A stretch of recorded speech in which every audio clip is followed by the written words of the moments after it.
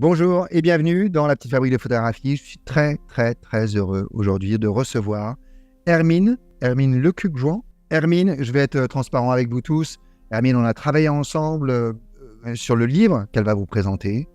Hermine est une photographe professionnelle depuis, tu vas nous dire, 6 mois. Et Hermine sort son premier livre photo.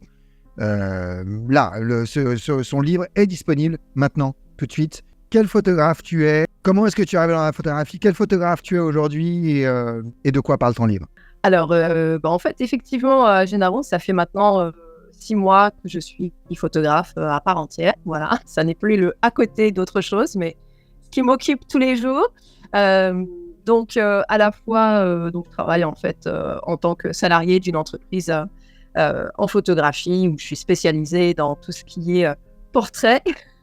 Voilà. C'est quand même assez génial, c'est que tu rentres dans la photographie avec un contrat de salarié. Vraiment, c'est du 2023. Oui. Bravo. C'est ça. c'est plutôt sympa. Donc voilà, et puis ça me laisse quand même un peu de temps pour travailler aussi sur des projets plus personnels. Et justement, l'occasion de enfin sortir ce livre sur lequel on a commencé à travailler ensemble il y a déjà un moment. Donc qui s'appelle Éternel. En quelques mots, Éternel, et je vais commencer à montrer quelques photos. Donc Éternel, c'est un livre qui parle en fait de la relation entre l'homme et la nature et comment dans un futur où l'homme ne serait plus présent, comment la nature reprend ses droits. Et en fait, c'est parti aussi d'une constatation. J'ai eu la chance, entre guillemets, de partir, j'ai voulu partir à Tchernobyl il y a 2 ans pour aller voir un petit peu comment, justement, après une catastrophe nucléaire où l'homme n'est plus capable de vivre, si la nature réussit à reprendre ses droits et à se développer. Et c'était tout à fait le cas. Et donc, je me suis dit, voilà, ça nous donne un aperçu de ce qui va pouvoir arriver après une fois qu'on sera plus là. Et c'est vraiment un constat, non pas négatif et apocalyptique des choses, mais je considère que l'être humain est un être vivant comme d'autres et qu'un jour, il sera plus là et que la Terre continuera son évolution et que la nature continuera à vivre sa petite vie, voilà, tranquillement. Et alors, pour être bien clair, les photos que je suis en train de montrer, donc tu as été à Tchernobyl quelques mois, quelques semaines avant l'invasion russe. Ah non, c'était en 2021. Et voilà, c'était en septembre. Oui, c'était en début septembre. 2021, excuse-moi. D'accord, oui. Bon, quelques mois. Voilà, alors. C'était en septembre. Voilà, oui, quelques mois, voilà. Et donc, et c'est vrai que j'avais ce projet, vraiment de voir si la nature s'était développée. Et puis, on voit que finalement, les immeubles sont noyés au milieu des arbres. On se balade dans une forêt et tout d'un coup, on découvre qu'il y a un immeuble juste à côté. Donc, et après ce constat, j'avais commencé, bien sûr, je travaillais déjà sur le rapport entre la nature et l'homme, mais ça m'a permis de construire, de développer cette idée et de continuer à construire en fait cette série autour de ce propos.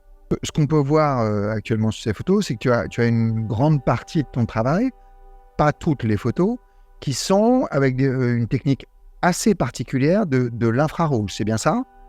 Oui, tout à fait. Donc, en effet, j'utilise donc un filtre, du matériel dédié en fait vraiment. Quand tu dis un filtre, c'est pas un filtre sur l'optique, c'est un filtre.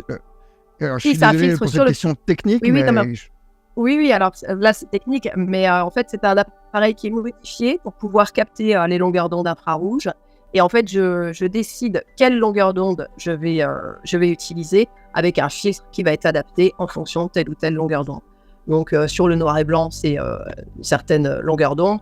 Pour les photos où la végétation est orange, rouge, c'est une autre longueur d'onde. Donc, et pourquoi? C'était vraiment pour mettre en avant justement cette végétation et pour montrer un petit peu les stigmates aussi de l'homme sur cette végétation. Voilà, c'était pour créer ce rapport.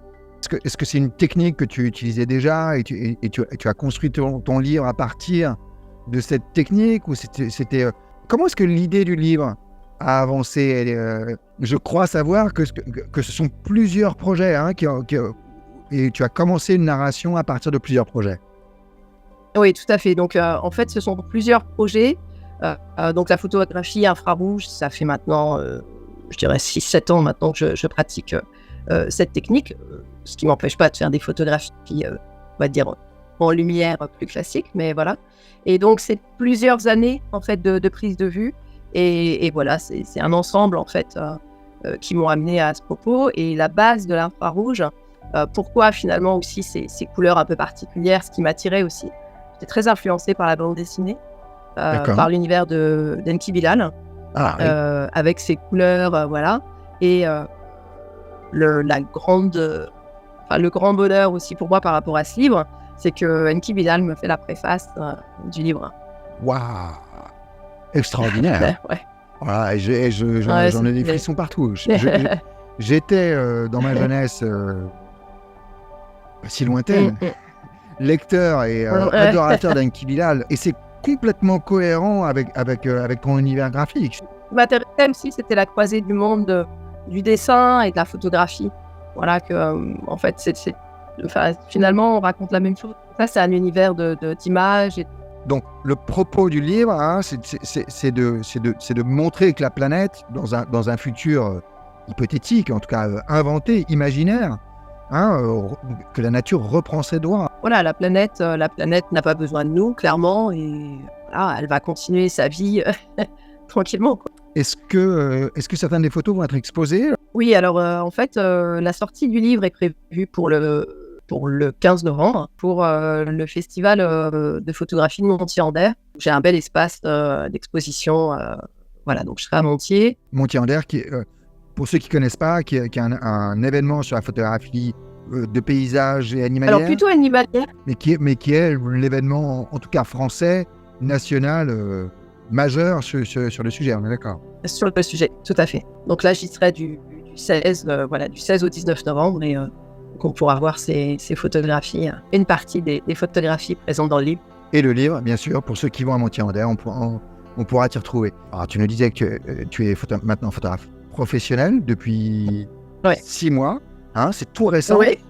Et depuis qu'on se connaît, je sais que tu as toujours eu cette démarche de travailler sur des projets et de chercher des moyens d'exposer ton travail, hein, de montrer différents projets que tu as exposés à Arles plusieurs fois. L'image, pour moi, n'existe qu'une fois qu'elle est vraiment sur un mur, enfin qu'elle existe en tant que papier, une image juste sur un ordinateur. Voilà, je trouve qu'elle n'est pas finie, on ne va pas jusqu'au bout des choses. Donc du coup, depuis toujours, voilà, c'est de la photographie. À partir du moment où j'ai commencé un petit peu à faire des choses qui me semblaient intéressantes, j'ai essayé de montrer ce travail et de partager.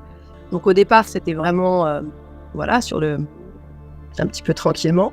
Et puis j'ai rencontré Gennaro Bardi, voilà. Parce qu'avant de travailler sur le livre, on a travaillé aussi dans le mentorat.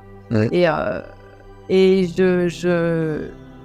pourquoi je suis allée travailler avec Gennaro sur les mentorats, c'est aussi parce que tu avais cette vision de série. Parce qu'il y a un moment, comment mettre en place, pourquoi on prend les photos et qu'est-ce qu'elles racontent et qu'est-ce que ça veut dire et qu'est-ce qu'elles font ensemble, etc. Et c'est vraiment ça qu'on a travaillé ensemble. Et ça m'a permis tout d'un coup d'avancer, et notamment, je dirais que le cheminement aussi pour arriver professionnel aujourd'hui, c'est que à un moment, j'ai toujours fait des voyages orientés photographiques, uniquement photo, hein, pour aller faire. Au début, c'était juste pour faire des photos. Et puis après, une fois qu'on a commencé à travailler ensemble, quand je partais en voyage, c'était bon. Je pars là, et qu'est-ce que je vais aller voir là, et avoir des idées Et par exemple, Tchernobyl, c'était vraiment très, très particulier, parce que je suis allée à Tchernobyl, j'avais déjà des idées d'images en tête pour le sujet que je voulais aborder, pour voir ça. Et du coup, ça change complètement la façon de photographier, la façon de voir les choses.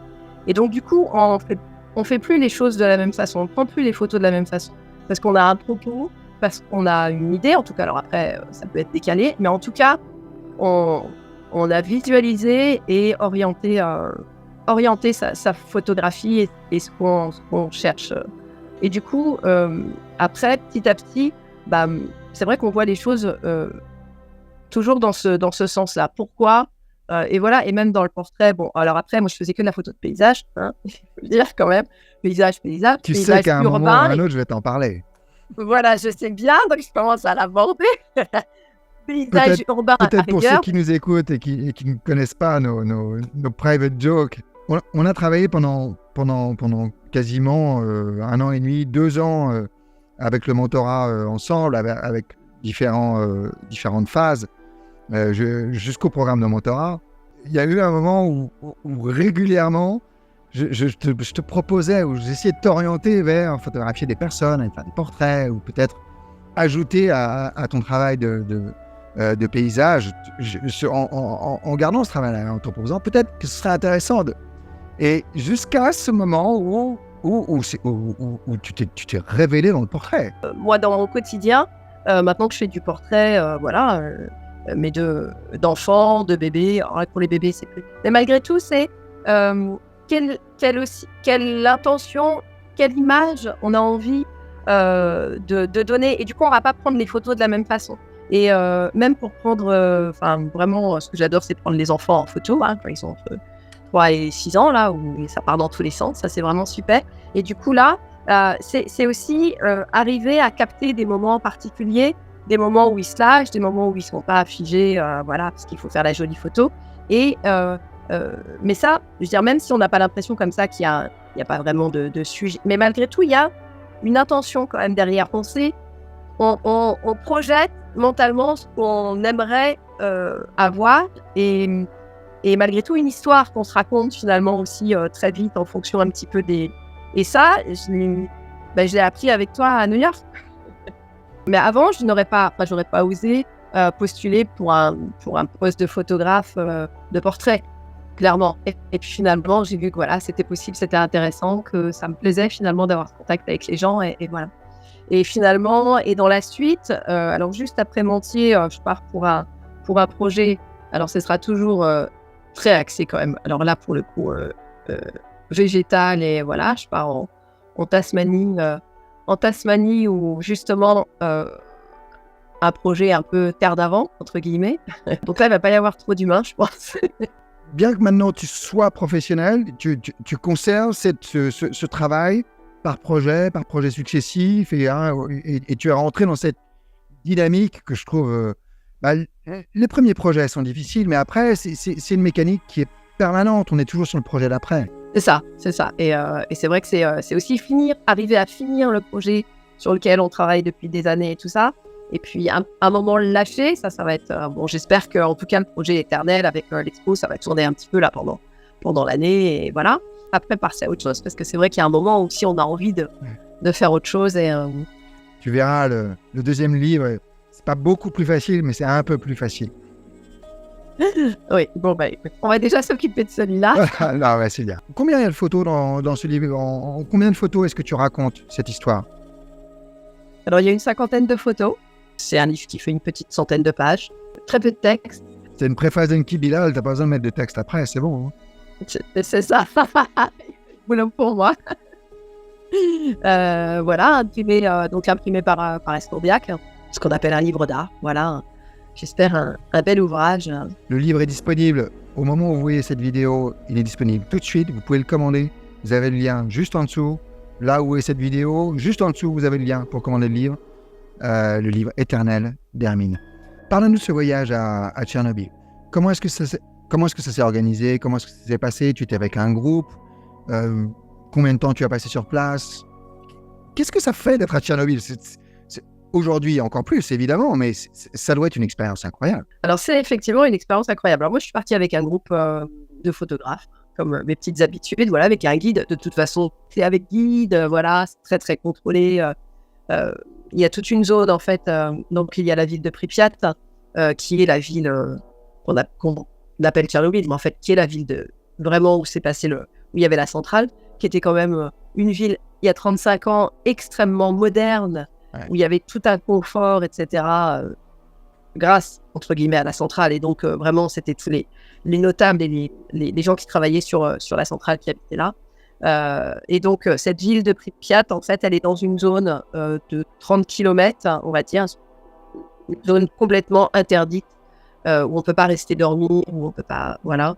Quand vous entrez le matin, vous rentrez avec un compteur Gégère, il faut faire attention. On ne peut pas faire attention si ça sonne beaucoup. mais il faut pas y rester, il faut éviter. Et le soir, on passe dans des Excuse-moi, dans cette des question appareils. qui est peut-être triviale, mais c'est-à-dire que vous avez des combinaisons ou des trucs comme ça? Non, non, on n'a pas de combinaison. Avant de partir, en fait, on doit signer une espèce de contrat de consigne où on doit pas poser de choses par terre, on doit pas poser son sac, on doit pas, voilà, Oui, pour rien ramener de toxique ou pas, de... voilà. Et on touche rien. C'est à la fois aussi pour une histoire de respect, malgré tout.